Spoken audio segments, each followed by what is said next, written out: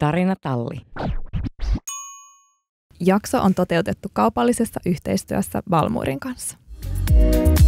Stylecast. Body tyylistä ja muodista. Studiossa Anna ja Linda. Tervetuloa mukaan.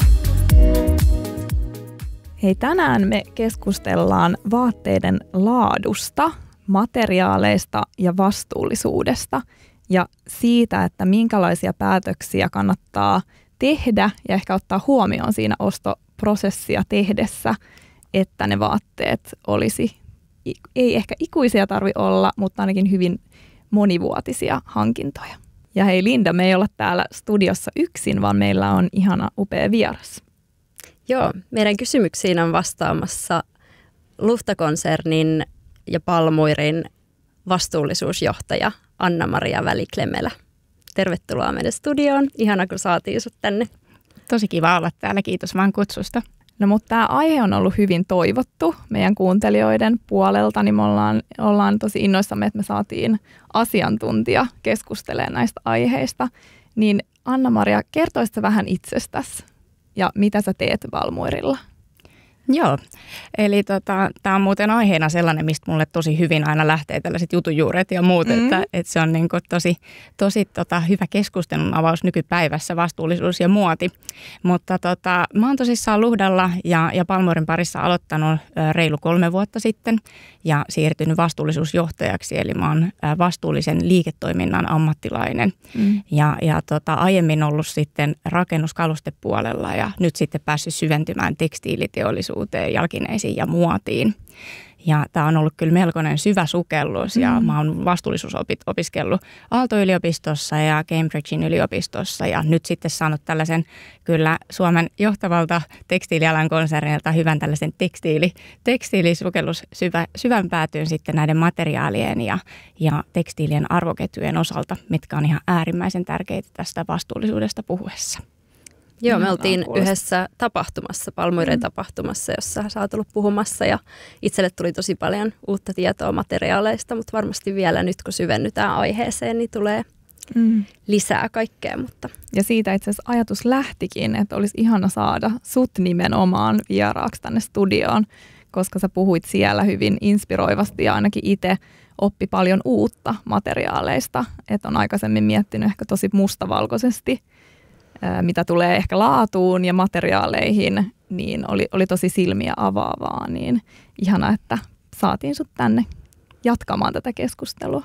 Yes. Ja vastuullisuus ja eettisyys on niin semmoinen, mistä tulee paljon just mustavalkoista tietoa ja niin kun on tosi vaikea navigoida siinä viidakossa, että mikä on laatua, mikä on vastuullisesti tuotettua ja muuta, niin sit aina huomaa, että kun asiantuntija kertoo näitä asioita, niin tulee semmoista selkeyttä.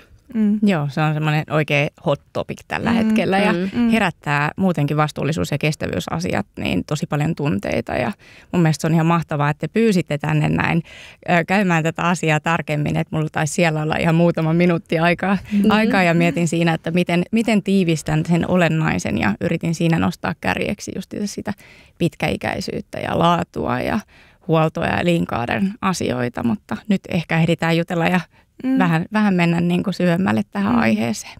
Jos me aloitetaan vastuullisuudesta ja siitä eettisyydestä, että eettisen tuotteen valmistamisesta, niin mitä siinä kannattaa niin kuin kuluttajana, jos ei ole asiantuntija, niin tämä on aika niin kuin moinen viidakko, että ei ehkä osaa edes ajatella, että mitä asioita kannattaisi huomioida tai pitää kuluttajana niin kuin nostaa, niin mitä sä tähän suosittelisit, että jos vaikka miettii uutta brändiä tai tutustuu johonkin brändiin, niin miten sä todellisuudessa tiedät, että onko tuotteet valmistettu eettisesti? Joo, se on tosi laaja kysymys. Ja sitä ei voi ehkä ihan niin kuin yhdellä vastauksella, että tästä sä pystyt sen katsomaan, mutta siihen on monialaisia ikään kuin asioita, mitkä sun pitää ymmärtää. Ja yksi on se, että puhutaan kestävyydestä tai vastuullisuudesta, siis käytän itse useimmiten termiä kestävyys samasta aiheesta, niin se, että se ei ole pelkästään vaikka se materiaalit. vaan se on niin kuin, otetaan huomioon laajemmin se koko yritys, liiketoiminta ja tietenkin sitten erityisesti se niin kuin lopputuote, eli tässä tapauksessa vaikka vaate. Mutta se mietitään sitä, että jos puhutaan vaikka eettisyydestä, niin siinä mietitään sekä sitä koko arvoketjun osalta, että se lähtee sieltä kuitutuotannosta ja sitten se etenee siihen kehräykseen, langan valmistukseen, kankaan valmistukseen ja sitten siihen ompelutyöhön ja sitten tietenkin siihen koko logistiikkaketjuihin ja sitten vielä niin kuin se, mikä usein ehkä mietitään, mikä niin kuin itselle on vielä niin kuin aina sellainen, mitä mä niin kuin tuon esiin, että sehän ei pääty se tuottajan vastuu siihen, kun se tuote on saatettu myyntiin, vaan ikään kuin se, että jos halutaan puhua kokonaisvaltaisesti kestävyydestä, niin siinä niin kuin otetaan vastuuta myös siitä elinkaaren jatkumosta. Eli sitten mietitään, että vaikka meidän osalta niin opastetaan siihen elinkaaren pidentämiseen, otetaan vastuuta siitä, että miten oikeaoppisesti ohjataan niitä kiertoon ja ikään kuin, tuodaan sitä, että siinä on käytönaikaisetkin, niin kuin, jos mietitään vaikka ympäristöpuolta, niin on aika niin kuin isoja ne päästöt ja vaikutukset. Joo. Mutta se sosiaalinen puoli ja sitten tavallaan ympäristöpuoli ja sitten on vielä hallinnollinen puoli, että siitä niin kuin tulee tavallaan se ESG-viitekehys myös tässä muodin osalta. Sitten kun kuluttajahan tutustuisi vaikka uuteen ihanaan brändiin tai näin, niin haluaa tietää myös siitä laadusta. Eli miten me päästään siihen, ja se on myös tärkeää sen osalta, että että se vaate on kestävä. Niin miten määritellään sitten, miten sä määrittelisit, mistä kuluttaja voi tietää hyvän laadun? Tosi hyvä kysymys. Ja etenkin meillä Palmuoirilla niin laatu on ehdottomasti keskiössä silloin, kun me puhutaan meidän tuotteen kestävyysvaikutuksista ja vastuullisuudesta. Ja muutenkin niin kuin mä nostan sen aina esille siitä, että mikä on niin kuin tärkeintä, kun mietitään vastuullista muotia, niin on se laatu ja kestävyys. Ja sitten jos mietitään sitä laatua niin kuin yleisesti, niin toihan on niin kuin vähän subjektiivinenkin aihe, että mitä se niin kuin laatuvaatteessa tarkoittaa. Mutta jos mä nostan sen nyt täältä vastuullisuuden näkökulmasta, niin kyllä mä niin kuin tuon sen esiin, että se on materiaali, joka niin kuin itse asiassa, jos mietitään vaikka ympäristöjalanjälkeen niin kuin kasvihuonekaasupäästöjä ja muita, niin se tuotteen valmistuksesta aiheutuu jo usein vaikka sanotaan noin 70% sen tuotteen päästöistä. Ja suurin osa niistä tulee nimenomaan materiaaleista ja sitten toisiksi suurin osa siitä tuotannosta. Niin se materiaali on niin keskeinen osa, kun puhutaan vastuullisuudesta ja vastuullisesta muodista, että se on niin kuin ehdottoman tärkeää nostaa tässä laadun osalta esiin. Oppii tunnistamaan sen laadukkaan materiaalin, mikä tarkoittaa sitä, että esimerkiksi vaikka kankaan osalta niin se on tiheämmin kudottua ja meidän tapauksessa puhutaan paljon, me tuotetaan monomateriaalituotteita, jolloin se on niin kuin helpommin myös sitten kierrätettävissä ja siellä on paljon luonnonmateriaaleja, jotka on kestäviä. Kylläkin siinä valmistusvaiheessa vie paljon vettä ja energiaa, mutta on niin kuin sitten kestäviä ja sen osalta voidaan ajatella, että ehkä ikuisia, mutta nimenomaan kestävyyttä ajatellen. Eli tavallaan tämmöinen kestävä vaate saattaa olla käyttänyt enemmän näitä resursseja. Joo, ei se ehkä ihan niinkään ole, että tavallaan että mietitään resurssitehokkuudesta. Että jos niin kuin mietitään vaikka sitten paljon puhutaan eroja vaikka villan ja akryylin välillä, niin kyllähän akryyli on sen päästökerroin vielä korkeampi kuin vaikka villalla, mutta usein kun sanotaan, että vaikka suoraan, että villa ja silkki on niinku niitä hyviä, niin ne on nimenomaan hyviä, kun ne on laadukkaita, ajattomia, kestäviä, mutta niiden valmistuksessa usein sitten ne ei ole kierrätysmateriaaleja, vaan ne on luonnonmateriaaleja. Mutta meillä se laatu pohjautuu pitkälle myös siihen, että ne on valmistettu hyvin. Eli jos mietittiin, että se lähtökohta oli se materiaali, miten tunnistaa sen laadukkaan materiaalin kudonnasta muusta. Mutta jos mä itse lähden katsomaan sitä, että onko tämä tuote kestävä vaikka kaupassa, niin mä lähden katsomaan, mä aika usein käännän sitä ympäri ja katson sieltä sitten niitä ompeleita, että miten ne on ommeltu, minkälaista saumavaraa siellä on. Tästä Anna on puhunut paljon. Ja mä oon saanut tähän siis valtavat opit meidän konsernin ja meidän niin kuin upeiden ammattilaisten osalta, että miten sä tunnistat sen niin kuin, ei pelkästään siitä materiaalista, vaan siitä koko niin kuin tuotantotavasta ja napit ja muut. Mä saatan vähän venyttää sitä ja katsoa, miten ne saumat reagoi. Ja sitten mä katson sitä tuotteen pintaa, että tietenkin siitäkin usein jo tunnistaa vaikka sen villan, että jos on vaikka villatuote, että onko se niin kuin, onko siinä semmoista niin kuin pörrösyyttä, jos ei se ole siis tehty pörröiseksi designiltaan, niin onko siinä sellaista, että voiko se lähteä helposti nukkaantumaan ja miten se niin kuin on. Mutta kyllä mä sitten katson sen seosmateriaalin kanssa, että tietyt materiaalit vaan helpommin vaikka nyppyyntyy ja tietyissä materiaaleissa on niin kuin, sitten ei ole ne lujuusominaisuudet tai kestävyydet niin hyviä. Ja tämä on hyvä, koska kaikki me pystytään tehdä tämä, että ennen kuin tehdään se ostopäätös, niin tarkastaa se tuote oikeasti tosi huolellisesti. Joo. Mutta puhuttiin näistä materiaaleista ja mä oon aina ajatellut, että akryyli on se niin kuin pahin materiaali, mitä voi niin kuin vaatteessa olla. Niin pitääkö tämä paikkaansa millään tasolla? Et onko se niin, että luonnonmateriaalit on laadultaan ja kestävyydeltään vaan ihan ylivoimaisia ja sitten tekokuidut on, niitä ei kannata haalia sinne kaappiin. Niin pitääkö tämä missään mielessä paikkaansa? Joo, tämä on yksi, mitä multa kysytään varmaan eniten. Joo. Niin kuin yleisesti, jos mä nyt otan tuon jälkimmäisen, eli tekokuidut, niin ehdottomasti siis eihän niin kuin kaikki tekokuidut voi järjestään sanoa, että olisi pahasta. Vaikka mietitään vaikka urheiluteknisiä vaatteita, niin siellä niin kuin polyesterit, polyamidit tosi kestäviä, sään kestäviä, kulutuksen kestäviä, niin ehdottomasti voi olla paikallaan siellä. Sitten mietitään, elastaani tuo tiettyä joustavuutta tiettyihin. Minkä takia sitten tällaista niin kuin tekokuitua tai jotain muuta sinne vaikka seokseksi lisätään, niin se voi olla sitten justiinsa sitä, että siihen haetaan sitä lujuutta tai sitten jotain muuta. Mutta se voi olla myös se, että se on esimerkiksi haettu sillä sitä edullisuutta sille tuotteelle. Ja jos me nyt puhutaan sit siitä akryylistä, niin kyllä mä niin kuin lähtökohtaisesti itse vältän tosi paljon sitä. Että jos mahdollisuus, niin kyllä mä katson sen aina sen nimenomaan sen pesulapun sieltä ensimmäisenä. Jos siellä materiaaliseoksessa on se akryyli, niin kyllä mulla niin kuin tulee aika suuri kynnys, että mä sen ostaisin. Ja etenkin jos puhutaan vaikka, että se olisi yli 20-30% siellä, että se ei ole vaan niin kuin pienessä osassa. Joo. Eli tämä on mun just semmoinen joskus sovituskopilla, kun on ostoksilla, niin siellä mä oon joskus Annaltakin kysynyt, että mä oon ollut ostamassa vaikka semmoista ihan laadukasta neuletta. Mutta sitten siellä löytyykin, että on just neuleessa akryyliä. Niin, tai vaikka sitten niin kuin 20% tai 30%, mutta sitten tulee se, että Annan ääni soi mun päässä, että nyt eli siinä ei tavallaan ole, mikä syy voisi olla tämmöisestä laitetaan, onko siinä mitään niin kuin laadullista tai että se voisi olla jotenkin kestävämpi vai onko se sitten vaan, että jos nyt vaikka designer-merkki on näin tehnyt, että siinä on vähän jotenkin laitettu vai onko mutkia se suoraksi sinänsä. Vai se pitkäikäisyys, että oliko se, että niin kuin tekokuitu voi olla jotenkin, että se tuote palvelisi pidempään, mutta onko akryyli sit, jos miettii jotain polyamidia, niin onko niillä kahdella eroa? Et kun mä oon ajatellut, että okei, että jos on neula, missä on 70% kashmiria ja sitten loput polyamidia, niin se vielä niin kuin menee, mutta sitten 50 akryyliä ja 50 villaa ei menisi.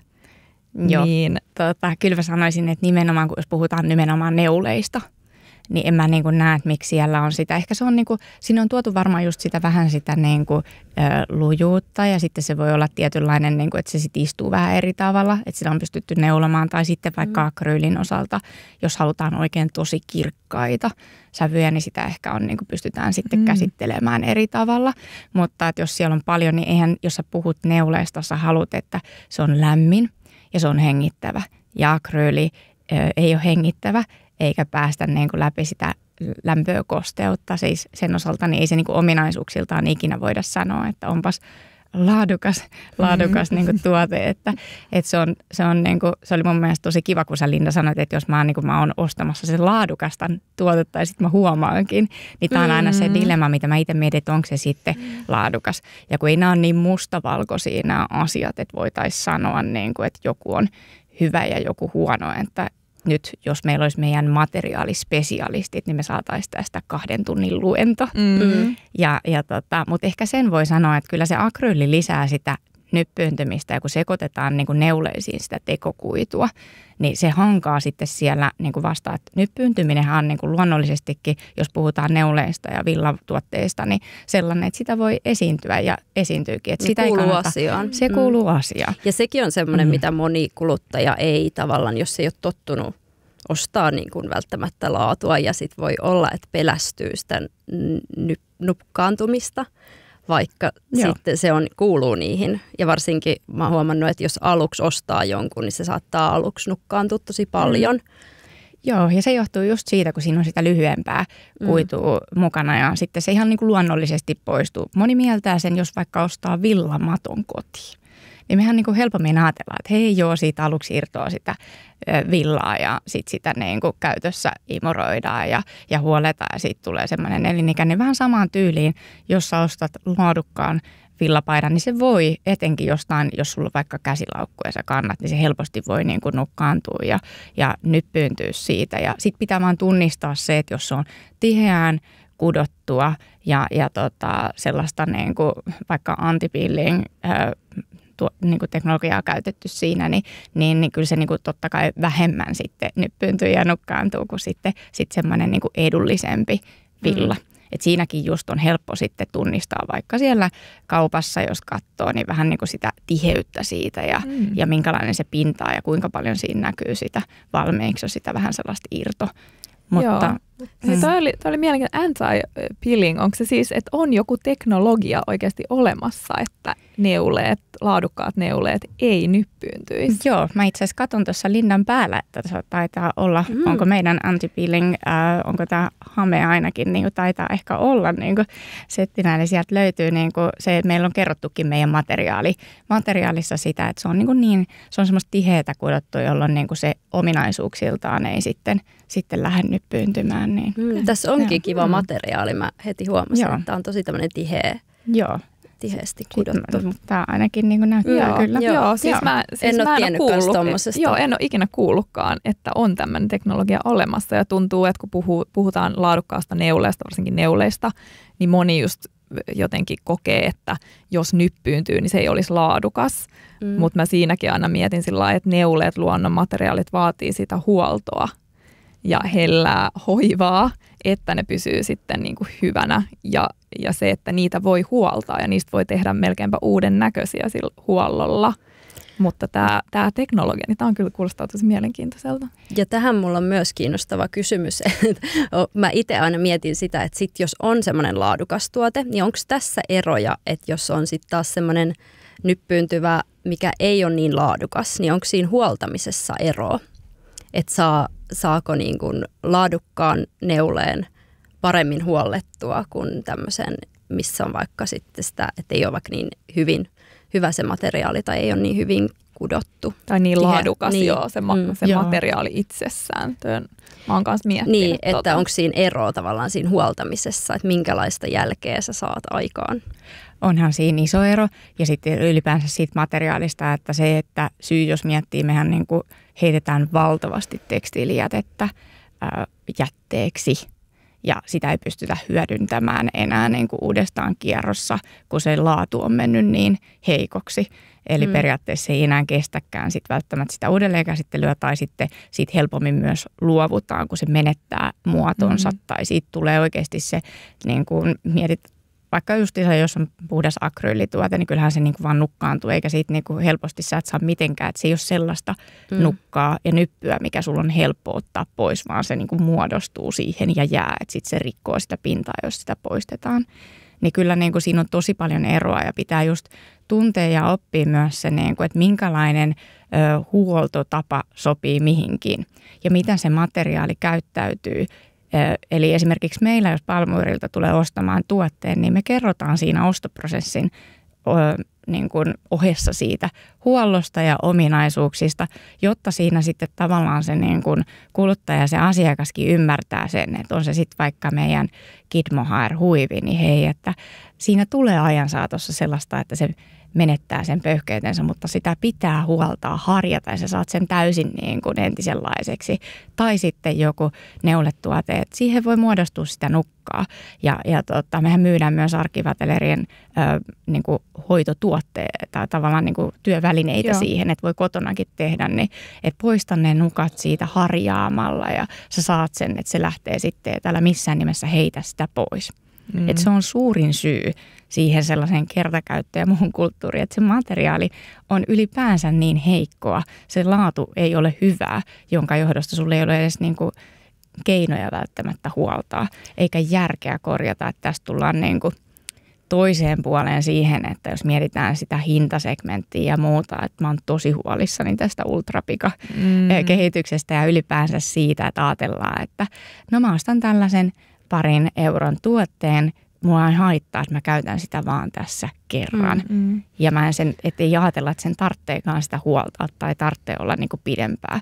Se on niin kuin ja siis, tähän myös ehkä liittyen, niin nyt on tosi pinnalla tämmöinen huoltaminen, niin että se materiaalin pitää olla niin hyvä, että sitä voi huoltaa ja korjata. Että laadukastahan on tosiaan järkevä huoltaa ja mulla on vaikka kengät, mitkä on niin kuin kokenut vaikka mitä elämässä ja mä oon suutarilla käynyt niitä niin kuin monta kertaa korjauttamassa, mutta se on sen arvosta, sit kun se on semmoinen laadukas tuote, mutta sitä huoltamistrendiäkään tavallaan ei voi tuommoiseen ultrapikamuotiin esimerkiksi niin tuoda. Joo. Toi oli taas tosi hyvä nosto, Linda, sulta toi kengät. Me ollaan totuttu siihen, että suutaripalveluita käytetään vaikka kenkiin. Ne ostetaan ja mietitään sitä laatua, kun se on siinä. Se on toki ergonominenkin, kun me ollaan niin kuin kenkien päällä, mutta ihan sama trendi on onneksi tulossa vaatteisiin. Ja se, että mehän tarjotaan Palmuirilla Care Spa-palvelua, mikä on mun mielestä vähän niin kuin semmoinen hidden gem siellä. Että oikeasti se on niin ihana palvelu. Joo, että sulla on niin kuin helppo tuoda siihen meidän Espan myymälään ja sä pystyt, me totta kai siis lyhennetään vaikka lahkeita tai tehdään tällaisia pieniä niin kuin ihan uusillekin. Mutta se, että jos sä oot ostanut ne ja ajattelet, että mä en osaa huoltaa, niin se on kohtuu helppoa, mutta sitten sun ei tarvitse miettiä, että pilaaks mä tän, että sä voit myös niin kuin ulkoistaa halutessasi. Että ei ainakaan tule sellaista, että no mä en jaksa tai mä en viitsi. Että se on niin kuin, meillä on kuitenkin noin niin kuin edulliset hinnat niihin huoltoihin ja sitten siellä on Archivatelierin ammattilaiset huoltamassa. Huivit, laukut, asusteet, ylipäänsä neuleet. Että jos sä mietit, että sä ostat monen 100 euron neuleen ja sitten siihen tulee jotain nukkaa, niin mieluumminhan sä tietenkin huollat sen ja maksat siinä niin kuin muutamia kymmeniä euroja siitä, että sä saat sen niin kuin täysin tavallaan niin kuin uutena takaisin. Sehän on niin kuin se, mitä me toivotaan ja halutaan. Ja ehdottomasti just tämä ultrapikamuoti, mikä on Suomeenkin rantautunut aika isosti, mitä on uutisia lukenut, niin sehän on väistämättä vähän tämmöinen kertakäyttökulttuuri, koska mun on vaikea uskoa, että ne olisi monien vuosien tai vuosikymmenten tuotteita sit käytössä, niin se, että palattaisiin just tähän tuotteiden huoltoon ja niiden olemassa olevien tuotteiden korjaamiseen tai just huoltoon, niin se on ehkä se mihin ollaan kyllä ehkä osittain menossa niin ja myös just tuotteiden ehkä vaalimiseen silleen, että ennen vanhaan on ollut se, mä aina puhun tästä ennen vanhaa, vaikka joo, Linda aina ihanasti sillä, että ennen vanhaa asiat oli niin paljon paremmin. Mä jotenkin fiilistelen sitä, mutta et kun on ollut se, että se, tavallaan sulla on ollut vähemmän niitä vaatteita, sä oot kiintynyt, niin sä pidät niistä huolta, että tää on tää mun. Niin tavallaan sitä ajatusta, sehän on, mikä nyt on se vastakohta nykyisin, että ostetaan, tarvitsen tohon tilaisuuteen paidan, ostan sen ja ihan sama mitä sille sen jälkeen käy. Että, ei, niin kuin, että nykyisin on menty tohon ja toivottavasti nyt varmasti monet menee sitä kohden, että ostetaan niin kuin semmoista, että jos mä ostan jotain, mä mietin, että onko tämä mun vaatekaapis 5 vuoden päästä, mieluiten 10 vuoden päästä. Tai 20 tai jopa niin, 30. Niin kuin Anna-äiti. Joo, hänellä on siis 30 vuotta vanhoja neuleita, mitä mäkin käytän vieläkin. Joo. Ja toi on mun mielestä ihan mahtava. Ja mä mietin kans että kuinka pitkään mä haluan tämän ja miten se on niin kuin se ajattomuushan kanssa meillä Palmuirilla tosi keskiössä, että valmistetaan laadukkaita, kestäviä ja ajattomia. Eli tavallaan se kestävyys ja laatuhan tulee siitä, että se pysyy myös muodissa, että ei ole sellaista, jos mietitään pikamuotit puhumattakaan ultrapikamuodeista, missä on niin kuin monta sesonkia, sieltä tulee koko ajan sitä trendiä ja muuta, niin kyllähän sekin kertoo jo siitä ja ohjaa kuluttajat, että pitäisi raksuttaa, että ei ehkä ole kestävästi ajateltu. Meillä on niin kuin 2, meillä on kevät, kesä, syksy, talvi. Siinä on niin kuin meidän sesongit. Ja halutaan niin kuin miettiä koko aika sellaista, että se on helppo yhdisteltävyys, tuotteet sopii toisiinsa, ne on ajattomia, niin se ei ole sellaista, että ne laadun osalta ei kestäisi sitten niin kuin ei sen käytön eikä tyylin osalta. Että puhutaan fyysisestä kestävyydestä ja sitten puhutaan tietenkin visuaalisesta kestävyydestä, että jos mietitään kiertotaloutta ja mikä sitä edistää, mikä on ihan äärimmäisen tärkeää tässä tekstiiliteollisuudessa ja vastuullisuudessa, niin siinä niin kun puhutaan tosi paljon tästä fyysisestä ja sitten puhutaan visuaalisesta eli ajattomuudesta, mutta yksi hyvä kolmas on vielä nostaa se emotionaalinen. Eli tavallaan kun sä hankit sen tuotteen tai saat sen jostain, niin sulla syntyy sellainen niin kuin emotionaalinen side, joka pistää sua sitten huoltamaan. Ja se on tutkitusti se usein, joka niin kuin pitää sen tuotteen myös kierrossa. Ja mun mielestä, meillä oli aivan ihanasti meidän upea, ihana pääsuunnittelija Birgitta Sanni, kun käytiin tällaista niin kuin metaforaa, että jos se tuote maksaa cappuccinon verran, niin eihän se välttämättä ohjaa sua niin kuin kierrättämään, mutta kun se tuote ei maksa vähän, vaan sä joudut miettimään ja harkitsemaan sitä ostopäätöstä, niin sä luot siinä hetkessä jo vähän isomman emotionaalisen siteen siihen. Ja sä haluat pitää sitä huollossa. Ja sitten mietitään vielä sitä, että kiertotalouden kannalta, vaikka meillä just Palmoirilla, että sulla on se tuote ja sä tiedät, että kun se on laadukkaalta brändiltä, laadukas vaate, vaikka sä itse haluaisit luopua, niin sillä on jälleen myöntiarvoa. Eli älä heitä pois, vaan pikaisella huollolla ja sitten uudelleen kiertoon. Että ne usein menee myös kaupaksi, että se on niin kuin se, että se pysyy se tuote mahdollisimman pitkään kierrossa. Niin se on se niin kuin peruslähtökohta ja olettamus. Tämä oli kiinnostava tieto. Mä en ole kuullutkaan todella tämmöisestä emotionaalisesta puolesta, mutta onko tämä joku, mitä se vaatesuunnittelija sitten täytyy huomioida vaatetta suunnitellessa? Joo. Vai miten toi luodaan sitten? Hyvä nosto, koska siis suunnittelutyö ylipäänsä, että jos miettii mullakin niin kuin tätä mun vastuullisuustyötä, niin teen valtavasti yhteistyötä ja meillä on niin kuin vastuullisuusasiantuntijoita, ketkä on siellä opastamassa ja kouluttamassa meidän niin kuin suunnittelutuotekehitystiimejä. Eli sanotaan, että se 80% sen tuotteen vastuullisuudesta kestävyydestä määräytyy siellä suunnittelijan pöydällä.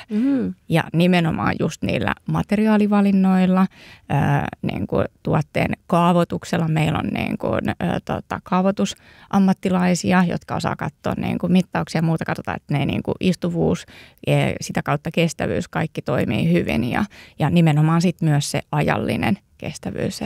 Eli siinä mielessä sitten, että totta kai niin kuin, että se on tähän hetkeen sopiva, mutta sitten kestää myös aikaa. Tarpeeksi ajattomia tuotteita. Kyllä. Ja jos me palataan vielä vähän tähän tuotantoprosessiin, tai materiaaleihin ylipäätänsä, että mistä ne tulee, niin mun on pakko nostaa Kiina, koska sitä mä koen, että Kiina ehkä tosi paljon demonisoidaan maana, koska sieltähän tulee paljon varsinkin tekstiilimuotia, niin mitä sä tähän vastaisit? Koska mä tiedän, että myös Palmuirin osa tuotteista tulee Kiinasta. Joo, tosi hyvä ja ei sitä niin kuin, tavallaan hyvä, että sä toit sen tähän pöytään. Että joku aina sanoo, että sori, että mä nostan tämän Kiinan ja mä aina sanon, että ihan ei ole olemassa tavallaan tyhmiä tai huonoja nostoja, että on olemassa vaan epätietoisuutta. Ja sitten ehkä Kiinan osalta niin se tosi mustavalkoinen ajattelu, mitä mä niin kuin toivoisin, että ei vältetä. Tai niin kuin vältetään sitä, että niin kuin mietitään, että automaattisesti joku maa tosi paha. EU-alue tai niin kuin Eurooppa on niin kuin tosi hyvä. Meillä on Euroopan sisälläkin maita, missä ei ole työolot tai palkkaukset tai muut. Että siellä on niin kuin tavallaan sosiaalisen riskin korkeampia riskimaita. Ja Kiinan osalta, jos mietitään, niin pitää miettiä taas sitä kokonaisuutta, eli logistisia ketjuja ja kierrätysmateriaalia ja materiaalin saatavuutta. Niin monestihan se on, niin kuin lähituotanto on ihan superhyvä. Ja hienoa, että Suomessakin on ollut niin kuin materiaali-innovaatioita ja esimerkiksi villaa aletaan yhä enemmän niin kuin saamaan Suomesta. Ne on kuitenkin pieniä määriä. Sitten kun puhutaan isossa mittakaavassa, niin suurin osa materiaaleista ja niiden alkuperä on joka tapauksessa siellä Kiinassa tai Aasiassa. Ja silloin niin kuin tavallaan, jos meillä on sellaiset tuotanto-olosuhteet siellä Kiinassa, missä me pystytään takaamaan ja tiedetään se, että se on niin kuin todennettua se sosiaalisen vastuullisuuden osalta myös se niin kuin tuotanto-olosuhteet. Ja sitten se materiaali on alkuperätodennettua sertifioitua vaikka kemikaaliturvallisuuden ja sitten tietenkin eettisyyden osalta, niin kyllähän se logistinen ketju siellä sitten Kiinassa on niin kuin paljon lyhyempi. Sitä ei lennätetä sitä materiaalia ensin sieltä jonnekin päin maailmaa, tännekin Eurooppaan ja sen jälkeen tuoda sitten taas tänne, vaan se niin kuin lyhyt siellä päässä. Et se ei ole niin mustavalkoista. Ja jos mietitään, me tehtiin tutkimusta siitä, että missä vaikka kierrätysmateriaalien tuotanto niin kuin nämä kaikki investoinnit on suurimpia. Ne on tällä hetkellä Kiinassa. Saksassa messuilla, nyt mennään vähän niin kuin toiselle outdoor-sektorille, niin kiinalaiset yritykset voitti vastuullisuuspalkintoja. Eli tavallaan sun pitää vaan tunnistaa ne, että mikä on oikeasti se niin kuin nähdä läpi sormien. Mutta on tosi hyvä, että ihmiset tiedostaa sitä, että sitten taas esimerkiksi just nimenomaan tähän ultrapikamuotiin ja muuhun, niin kyllähän se on niin kuin se kiinalaisten verkkokauppojen osalta niin ihan niin kuin tosi iso riski tällä hetkellä. Ja sitten kun me ollaan EU-alueella, niin meitä sitoo sitten taas EUn niin kuin vahvat lainsäädännöt. On kiinnostavaa, että Kiina alkaa nousta niin kuin, tai vastuullisuuteen, että heitä voi sanoa samassa lauseessa, mutta miten sitten kuluttajana, kun pitää kuitenkin miettiä, jos mietitään kestävää ostosta, niin pitää miettiä myös sitä eettistä puolta, niin pystyykö Kiinassa sitten tuottamaan myös niin kuin kestävästi sisältäen tämän vastuullisuuden ja eettisyyden. Ja miten sen voi todentaa ennen kaikkea? Joo. Kuluttajana, kun siellä ostoksilla on. Joo, no kuluttajana voi olla, niin kuin jos sä oot ostoksilla, niin se vaatii vähän enemmän tutkimista sen brändin taustoista ja muista, mutta jos miettii vaikka meillä, että miten meillä on rakennettu, meillähän siis paljon tuotantoa on myös Euroopassa ja Portugalissa ja vaikka kodintuotteiden osalta, että nostetaan se tässä kohtaa esille, mutta jos mietitään sitä, niin se pitää tuntea se arvoketju ja se pitää olla läpinäkyvä. Eli jos sulla on vaan vaikka olisi yritys A, jossa nyt olisi niin, että se tuotanto olisi Suomessa, eli se ompelutyö, mutta se materiaali olisi hankittu sitten ilman mitään alkuperätodennuksia ja siellä olisi tapahtunut jo sitten näitä, niin kuin, okei, siellä voi olla niin kuin ensinnäkin kemikaaliturvallisuus ei ole siinä materiaalin osalta niin kuin kunnossa, mutta sitten siellä on myös niin kuin sosiaalisia riskejä, niin ei se auta, että siinä ensimmäisen portaan, eli sen niin kuin tehdasvaiheessa sitten sanotaan, että on nyt ommeltu täällä Suomessa ja tuotettu. Totta kai lähtökohtaisestihan niin kuin täällä suomalaisia yrityksiä pitäisi niin kuin, koskettaa kaikki samat lainsäädännöt, mutta meillä esimerkiksi niin me käytetään paljon nimenomaan niitä niin kuin tuotantovaiheessa tarkastetaan ne sertifikaatit, eli nimenomaan se alkuperätodennus, mitä sä Anna sanoit. Ja me ollaan Amfori BSCIin jäsen, mikä on niin kuin, taas sitten siihen sosiaaliseen vastuullisuuteen niin kuin takaa meille sitä ja tuo meille läpinäkyvyyttä, eli niitä on auditointeja. Hyväksytään myös muitakin vastaavan tasoisia. Ja meillä esimerkiksi me luotetaan siihen, että on tietenkin näitä kolmannen osapuolen auditointeja, mutta meillä on myös oma organisaatio, joka seuraa ja käy siellä niin kuin näillä tehtailla ja seuraa sitä ja sitä laatua, sitä kestävyyttä tutkitaan ja ne materiaalit testataan sekä kestävyyden että sitten kemikaalien ja muiden osalta ennen kuin ne otetaan meidän valikoimiin. Eli ei voi sanoa, että jos on tuotettu Kiinassa, että se olisi automaattisesti paha asia. Ja samoin ei voi sanoa, että Euroopassa tuotettukaan olisi automaattisesti vaan hyvä asia, vaan pitää tietää paljon enemmänkin siitä koko ketjusta. Joo, mä sanoisin, että se läpinäkyvyys ja se rehellisyys, miten yritykset siitä kommunikoi. Se on ihan mahtavaa, että meillä on nyt tulossa erilaisia säädöksiä siihen, että ja annetaan niin kuin varoituksia niin kuin viherpesusta ja muista, että ei käytetä enää yrityksissä niitä omia tällaisia niin kuin ekologisuusmerkkejä tai muuta, vaan nimenomaan niin kuin pohjataan sitä vaikka kemikaalien osalta Ökotexiin. Meillä on niin kuin Ökotex 100 standardi, joka niin kuin turvaa myös sitä sosiaalista puolta, tai sitten siellä informoidaan, että meidän kaikki tuotantotehtaat on vaikka Amfori BSCI auditoituja tai Sedexin Smeta auditoituja, ja sieltä löytyy sitten vaikka puuvillan osalta GOTSI, joka on niin kuin yleisin tai muuta, tai villa-eläinoikeuksien osalta meillä on Palmuorilla niin kuin animal welfare policy, eli tavallaan eläinten oikeuksia valvotaan ja jokainen toimittaja joutuu allekirjoittamaan ne. Että sekin on, jos mietittiin sitä villaa vaikka, niin se ei ole ihan yksioikoista, että ajatellaan, että se on niin kuin kestävä, vaan siihen liittyy valtavat eettiset niin kuin puolen haasteet ja halutaan niin kuin niitä todentaa. Ja sitten siellä on niitä sertifikaatteja taustalla. Ja sitten tietenkin se oma, että pystyy sitten, että ei pelkästään se, että ostetaan sertifikaatteja, vaan sitten on ne omat prosessit, mistä avoimesti kommunikoidaan. Että jos siellä yrityksen sivuilla vaikka vaan puhutaan materiaaleista, mitkä on supertärkeitä ja kertoo sen laadun, mutta sieltä puuttuu kokonaan vaikka se tuotantoketjun osat tai ylipäänsä ei ole niin kuin mitenkään, että se ei ole määritellyt tai lähtenyt tutkimaan arvoketjun päästöjä tai ei ole sitoutunut erilaisiin periaatteisiin ja politiikkoihin. Me ollaan Global Compactin jäsen ja meillä on Code of Conduct, eli eettinen ohjeistus sekä omalle henkilöstölle että toimitusketjulle ja partnereille, missä on sitten valtavasti eri politiikkoja, joilla me varmistetaan sitä, että kaikki allekirjoittaa ne ja sitoutuu noudattamaan näitä ihmisoikeuksia, ympäristöpuolen säädöksiä ja sitten eläinten oikeuksia.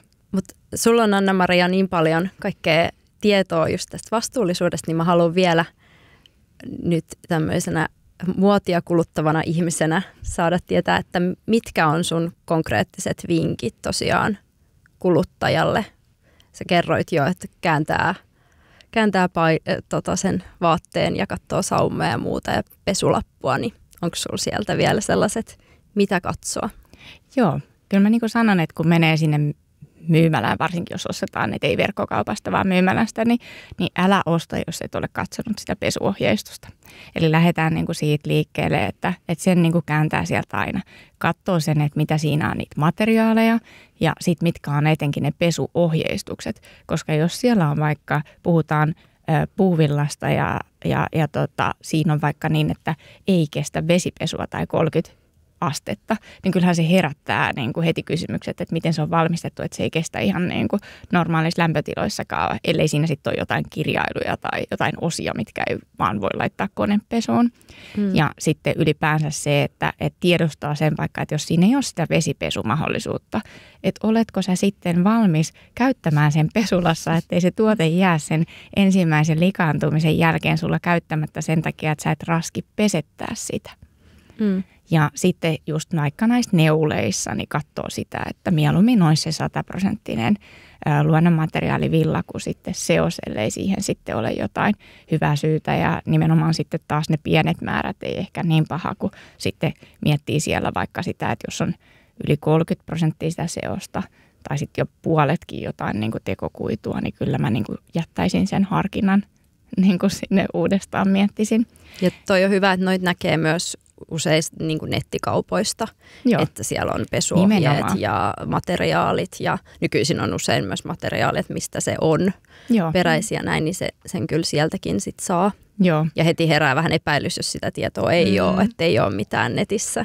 Johonkin piilotettu johonkin tosi vaikeasti löydettäväksi, niin se on ihan hyvä pointti. Joo, ja sitten joillain verkkokauppa-alustoillahan, jotka on niin kuin sitten jo profiloitunutkin siihen, että vaikka heillä näkyy sitten näitä jotain sellaisia niin kuin merkintöjä siellä, että nykyään ei voi tosissaan olla mitään sellaista omaa, että tässä on vastuullinen valinta, mutta niin kuin sitten, että miten niitä tuodaan esille, että esimerkiksi sitä kierrätysmateriaalia ei saa niin kuin siinä pesulapussa niin kuin lukea, vaan siinä lukee se niin kuin kuitu, että mitä se on, mutta se pitää sitten etsiä sieltä sitten muualta, että jos haluaa vaikka tietää, että miten paljon siinä on käytetty kierrätysmateriaalia tai onko se käytetty, että se löytyy usein sitten kuitenkin siitä tuotteesta tai niistä riippulapuista tai verkkosivuilta. Ja sitten jos mietitään muuten sitä, niin verkkokauppaostoksi tehdessä niin miettisin sen, että koko ja istuvuus, kuinka paljon siitä on tullut informaatio siellä, että näetkö sä, pystytkö sä vertailla, kerrotaanko siellä, että mikä se koko on, että se olisi oikeasti, jos sä tilat verkosta, niin mahdollisimman semmoinen, että sä tiedät, että tämä tulee niin kuin käyttöön. Ja sitten taas sitten, niin kuin jos sä oot myymälässä, niin sä niin kuin niitä saumoja vähän venytät. Mä en nyt halua, että kukaan menee rikkomaan sinne niin kuin mitään, vaan siis silleen, että sä katsot, että okei, hei, tässä on tehty kestävät saumat. Täällä on jätetty saumavarat. Tämä neulos on tiheetä. Tämä ei ole tällaista, että heti niin kuin tämä ei niin kuin näytä siltä, että tässä on paljon niin kuin, lyhyttä kuitua, että se ei lähde niin kuin nyppyyntymään. Ja sitten jos taas on sellainen joku pörrönne ja muuta, niin siitä, että okei, hei, mä sitoudun tässä ostopäätöksessä myös huoltamaan sitä. Ja aina voi kysyä myymälästä, ihan missä myymälässä vaan on, niin myös sitten niitä huoltovinkkejä tai materiaalivinkkejä. Että ne on ammattilaisia usein, ketkä siellä on töissä. Ja sitten toi oli mun mielestä, mitä aikaisemminkin toit se, että miettii sen, että kuinka pitkään mä haluan tätä käyttää. Et mulla oli ennen kuin mä tulin tähän positioon ja tekstiilialalle, niin mulla oli jo silloin sellainen, että mä mietin, että kun mä ostan tuotteen uuden, niin mä mietin sille vähintään 3 eri käyttötarkoitusta. Mä saan sen, niin kuin, jos ei se ole niin kuin suoraan joku mekko tai muu, niin mä mietin, että mä pystyn yhdistämään sen vähintään 3 asukokonaisuuteen. No mutta Anna-Maria, ehkä vaikka planeetta ei välttämättä tarvi enää yhtään uutta vaatetta, niin fakta on se, että me tullaan kuluttamaan muotia jatkossakin. Niin miten sä näet sen, että miten muotia voi kuitenkin sitten vastuullisesti kuluttaa, koska tämä ei tule loppumaan tähän varmasti kenelläkään. Joo, multa kysytään itse asiassa tosi usein, että mikä on se vastuullisin vaate. Mä aina vastaan siihen, että se, joka sulta löytyy jo sieltä vaatekaapista, mutta jos ei lähetä siihen, vaan tiedetään, että tarvitsee oikeasti uutta, niin tietenkin kyllähän se, että ostaisi sen tuotteen second handina, niin on niin kuin tosi hyvä asia. Jos on yksittäiseen niin kuin tapahtumaan, niin sitten voi miettiä näitä vuokrauksia, lainauksia ja muita, mutta sitten kun tullaan siihen tilanteeseen, että tehdään sitä ostopäätöstä uudesta, niin silloin niin kun katsotaan sen tuotteen taustat, mietitään niitä käyttökertojen määriä, kun jos mietitään se, että tuotteen pystyy pitämään 2 kertaa pidempään käytössä, eli pystyt pidentämään sen elinkaarta 2-kertaisesti, niin saadaan niin kuin lähes puolet sen päästöjalanjäljestä puolitettua. Eli tutkimusten mukaan niin kuin 44% siitä päästömäärästä niin kuin puolittuu sillä, tai vähenee sillä, että sä saat niin kuin 2-kertaistettua sen tuotteen käyttöiän. Eli laadukkaita tuotteita, joita voi huoltaa ja siten niitä voi käyttää vuosikymmeniä parhaimmassa tapauksessa. Niin, se on hyvä vinkki vaikka niin kuin laskea niitä, niin kuin, että milloin tämä tuote on, että tehdä vaikka kirjanpitoa siitä, että milloin on ostanut ja sitten näkee, että kuinka pitkään se on ollut ja kuinka paljon käyttökertoja. Niitä löytyy sellaisia appejakin. Että, joo, mä itse asiassa vähän päässäni laskeskellut monen tuotteen sitä hintaa, lopullista hintaa myös. Joo. Että vaikka ehkä ostohinta aikoinaan on ollut kova, mutta sitten kun se on ollut päällä monia kymmeniä, ehkä jopa 100 kertoja, niin se lopullinen hinta per wear on hyvin alhainen. Tästä näin, jos vaikka ottaa esimerkkinä Helsinki Huivin. Mikä mun on pakko sanoa, että mulla on se 2 värissä ja se on ihan paras, ollut varmaan 10 vuotta eikä ole mennyt miksikään. No niin, ihan loistava lisäys tähän näin.